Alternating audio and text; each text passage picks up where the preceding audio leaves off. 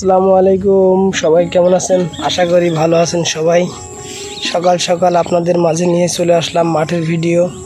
আপনারা দেখছেন যে আজকে মাঠে এসেছি, এখন বাজে সকাল 6টা।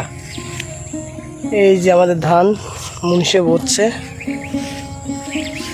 ধান অর্ধেক বওয়া হয়ে গেছে, আর অল্প কিছু আছে।